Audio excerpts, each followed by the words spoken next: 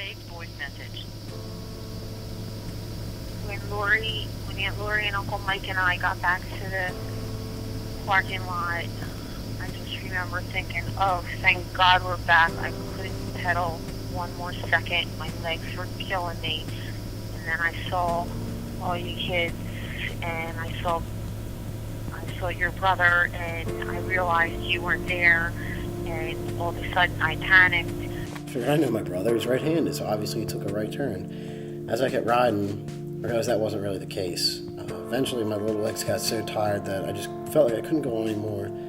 The sun was setting, and it seemed like I'd been lost forever. And I said to Billy, where's your brother? And he said, I thought he was with you. And at that moment, I felt like my heart stopped. And Uncle Mike said, don't worry, we'll find him. And he took off, just like in one direction. And I got right back on my bike, and I just flew in the other direction. And I don't even remember how fast I was going. I just remember I just kept flying through the park and asking people, have you seen this little boy? Have you seen this little boy with a helmet?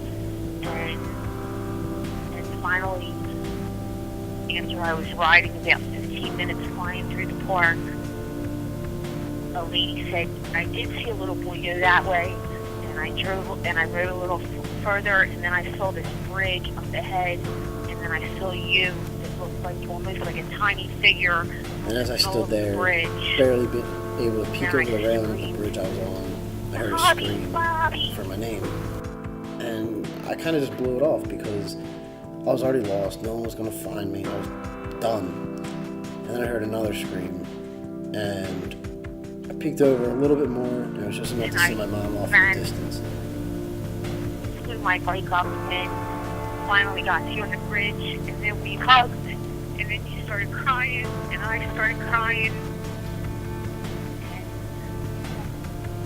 And I never lost you again. Love you. End of message. She came up, and I just looked at her, and I didn't even know what to say because I was kind of in awe. Like, everything I knew had been gone, and at that exact moment it all rushed back to me. And basically I realized that my role model, my older brother, who I had always looked up to, who I still look up to, was kind of moving at a faster pace. It was kind of, I had to work at my own pace, and I just wasn't fast enough to keep up with him, and I had to stick by my mom for just a little bit longer.